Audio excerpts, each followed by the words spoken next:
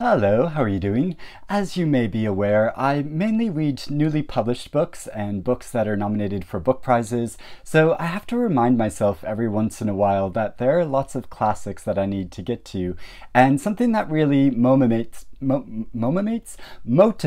me to read more classics is to make a TBR pile of books that I've been wanting to get to, and usually I have a special reason for wanting to read these classics. And so I've picked out 10 classic books that I want to read before the end of the year, so I thought I would list them here so they're in sort of writing so I can remind myself to actually get to reading them. But if you've read any of these books and would recommend I get to them first, or maybe you wouldn't recommend them, maybe you would recommend that I stay clear of them, please let me know about it in the comments below. So saying this and saying that I want to read classics, kind of like a cheat's way of getting into the classics is there are a couple of new novels which are being published which are heavily based on classic books, and I've talked about both of these before. So there's Tenderness by Alison McLeod and The Magician by Colm Toibin. And so for Tenderness, it's about the life of D.H. Lawrence and the obscenity trials around his novel Lady Chatterley's Lover. So I actually want to read Lady Chatterley's Lover first. Like, I don't think it's a prerequisite to be able to read this book and enjoy it probably, but just to be sort of like a geeky completist about it and to get the most out of this book, I'd try to try to read the classic first. So Lady Chatterley's Lover was first published privately in 1928, and it wasn't published in its full version, you know, with all the naughty bits, until the 1960s, I believe, in England at least. And the book was subject to obscenity trials in both the United States and England and other places, I'm sure as well, because it depicts, quite frankly, the emotional and physical relationship between a working class man and an upper class woman, and it includes a lot of graphic physical descriptions and four-letter words which weren't permitted to be printed at the time, but he wrote them in this novel. And so yeah, I'm just really keen to see what I make of this book myself. I mean, D.H. Lawrence has been kind of a controversial figure in his depiction of women, and there are arguments saying that he was quite progressive in how he wrote about women, and then there are other arguments which say that actually he was quite offensive in the way that he portrayed women, and so I'm interested to see what I make of it myself, and then get on to read Alison McLeod's novel. And then for the novel The Magician, I want to read Thomas Mann's novel Death in Venice, which I've actually read before, but a really long time ago, and I don't recall it all that well. And the novel The Magician is about that period of Thomas Mann's life, I believe. And so it depicts the story of, it's quite like a short novel, and it was first published, I think, in 1912, and then it was first published in English, I think, in 1924 or around that time. And it depicts the story of a well-known author that goes to Venice and there sees a very young man, or a boy even, and is just smitten with him, and is about this strong passion he feels for this boy and his beauty. And this has been quite a controversial book, like, over time as well, for it's like some see it as sort of a pioneering gay work, and in the gay community, like on both sides of the some people love it and some people don't love it, because, you know, the massive age differences between these two male individuals, and then some people love it for its frank depiction of that, and some people see it as a representation of Thomas Mann's suppressed desire, because he was married, he had many children, and some people just see it more as an allegorical story that draws on a lot of mythology and is about the relationship between the artist and his muse and all of that. And so yeah, I'm quite interested to revisit this and see what I make of it now, because I'm sure I'll have a more sophisticated opinion about it now than when I read it in my very early 20s. Then there are some newly printed editions of classic novels that I'd really like to get to. So first off, a book which was just republished recently is Sunlight on a Broken Column by Attia Hosain, and it comes with a new introduction by Kamala Shamsi, who's the great niece of Attia Hosain. And so the author, she died in 1998, and this novel was first published in the early 1960s, and it's the story of a girl named Layla who is orphaned, and she comes from a prosperous Muslim family, and she's then raised by her grandparents and her aunts who keep purdah, which is the practice of female seclusion. And when Layla is a teenager, she goes to live with her uncle, who's much more liberal, but she sort of sees through the ideologies of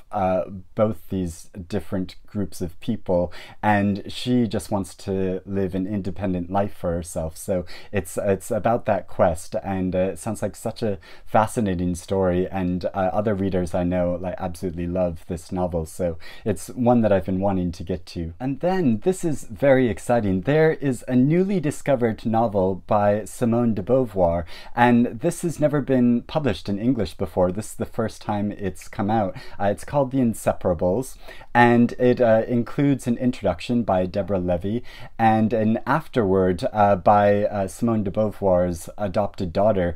who is the one that discovered the manuscript of this novel in a drawer. And so now it's being published for the very first time. And Simone de Beauvoir is a famous feminist and writer and thinker and philosopher of the mid-20th century, and shamefully I've never read any of her work, like not even her classic book, The Second Sex, and so I don't know if this would be a great place to start with. If you're very familiar with her work, maybe tip me off if I should start somewhere else first and then come back to this, but it's the story of female friendship and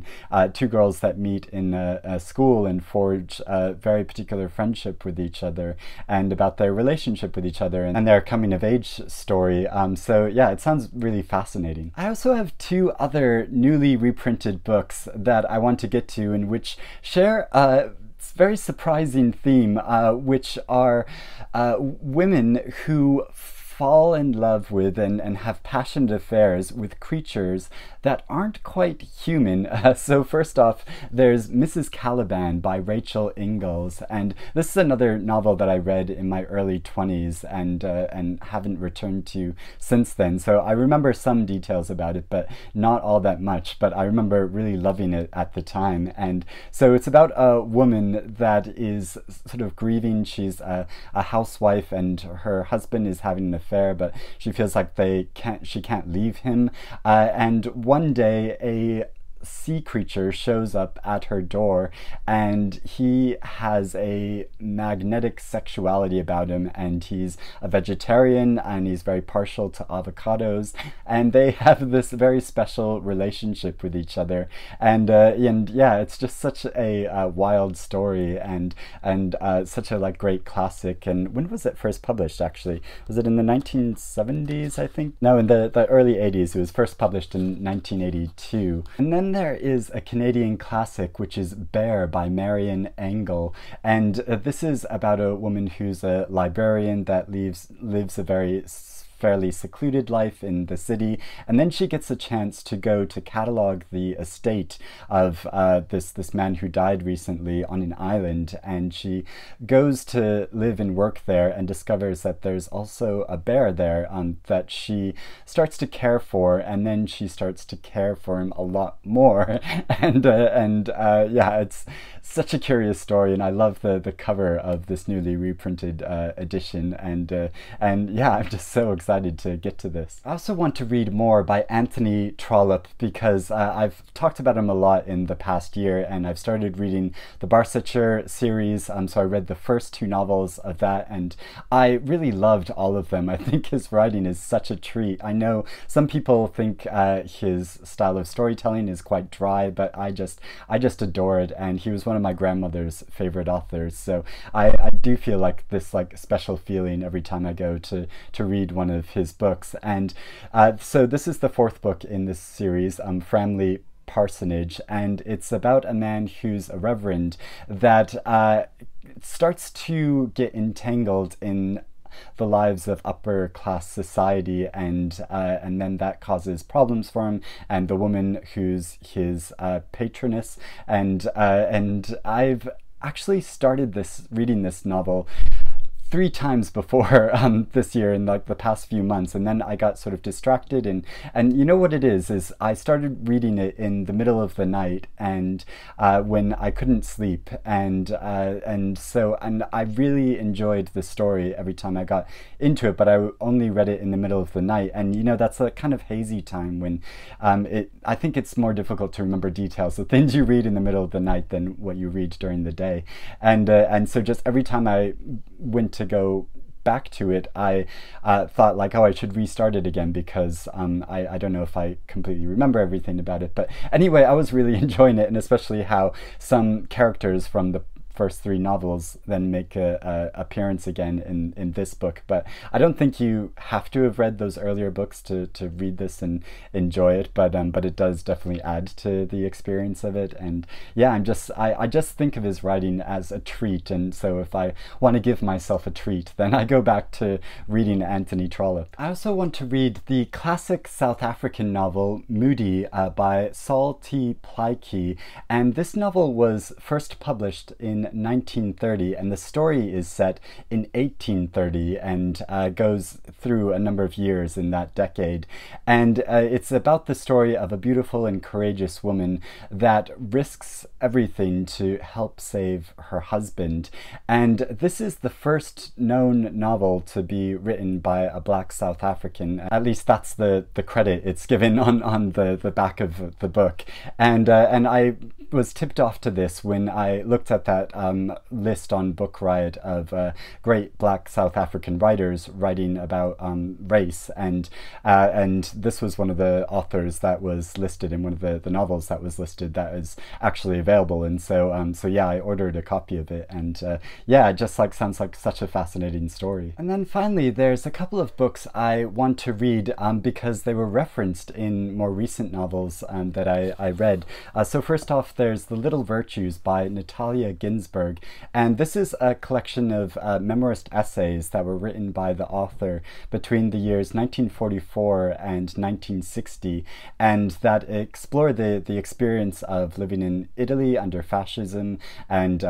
living in England in sort of solitude, and so I was reminded of this, that I wanted to read Natalia Ginsberg when I read Sally Rooney's new novel, and she references this author in that. And this edition comes with an introduction by Rachel Cusk, who isn't my favorite writer, but I am quite still keen to read Ginsberg. And then finally, there's The Loser by Thomas Bernhard, and this was reprinted a couple of years ago, and I wanted to get to it because it was referenced in Lucy Ellmann's novel Ducks Newburyport, and I think she talks about Thomas Bernhard again in her recently published collection of essays, and so reminded me I wanted to get to it, and so this is the story of concert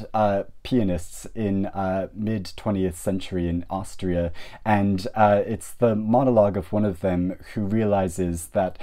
his talent really isn't as good as some of his competitors, and so then he falls into disillusionment. And I think it's quite a bleak novel, but I think that's so interesting, that question of aspirations and desires for success, and then but then coming up against the reality of how talented we actually are. And yeah, it sounds like such an interesting question, and I know a lot of readers that I really respect and admire really rate this very highly, so this is an author that I've been wanting to get to as well. So those are all the classics I want to read before the end of the year. Like I said, let me know if you've read any of these and you would recommend I would get to some of them over others, or whether some of them you don't think are worth bothering with, and all of that. But I'd love to know some other classics that you've been really wanting to get to as well. Please let me know about those in the comments below. But thank you for watching, and I will speak to you again soon. Bye bye.